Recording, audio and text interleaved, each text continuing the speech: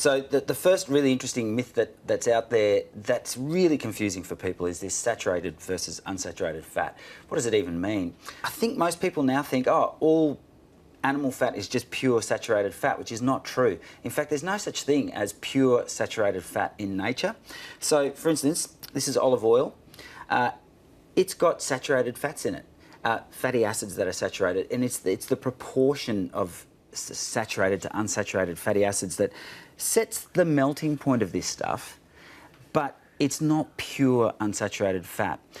The key for losing weight is to just have less of all of them, and the key to good health is probably to not have too much saturated stuff because it does affect your the fluidity of your cell membranes. Okay, let's put losing weight to one side. Let's just concentrate on being healthy, a healthy diet. Yes. Okay.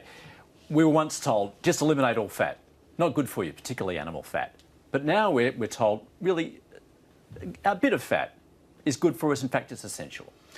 I think the pendulum swung way too far against fat and also against carbs. This black and white thinking about you can't have any of that stuff, whether it's fat or carbs, is completely misguided. Like, you can't not have fat in your diet. It's almost impossible to not have at least some fat. And so, of course, if you want to be healthy, eat plants and not too many of them. That's kind of the golden rule, and a little bit of animal. And Carl, I'm also confused perhaps when I go shopping in that I think, okay, if that's low fat, is it the case then it's likely to be higher in carbs, which are then converted to sugar? Well, they did do that trick with many of the low-fat foods. They just shoved in lots of sugar to make it more attractive. And on one hand, what do they say? That sugar is a toxin and a poison? Yes, that's another wonderful myth. Sugar is not poison. By the same logic that says that sugar is poison, you'd have to say that water is poison. Because if you have too much water in a short time, you can die from it. It's called fatal water intoxication. Sure. So that's the case, like moderation is the key, surely. Yes. Yeah. Well, Paracelsus said this 500,000 years ago. All drugs are poisons. What matters is the dose. 3 litres of water a day, fine. 13 will kill you. Right? Fluoride has got a much bigger safety overload range than water has. So on a multiplication factor, fluoride is less dangerous than water. In fact, it's not dangerous at all. And with sugar, well, that's 2 kilos. 2 kilos. This is a lethal dose of sugar. In toxicology, they talk in LD50, lethal dose that will kill 50% of your test organism. Hang on. So if if you consume that in one hit? Yes. Well, that could potentially and be the life-threatening. provisos. And the rule is that, you know, if say 1,000 people who are 70 kilograms eat this, half of them, 500, are likely to die if they eat this much sugar in one go for 100 days. So if you eat 2 kilograms of that stuff every day for 100 days, 50% of that population will die.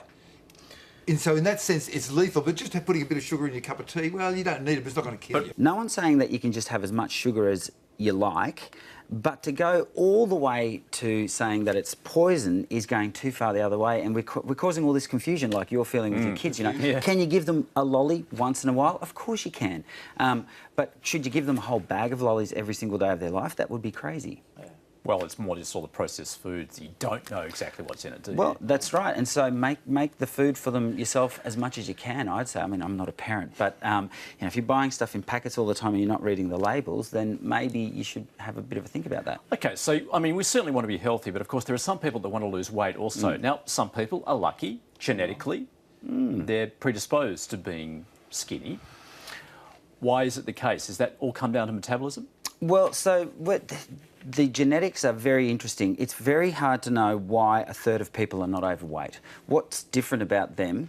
And so what we do know is that there's no lucky skinny people who for some reason have this amazingly fast metabolism that allows them to sit around eating burgers and whatever they like all day. A study was done in 1999 to show that those people that, when they eat more, and yet they don't seem to put on weight even though they're not exercising more, this study found that actually if you watch them really carefully, they're fidgeting.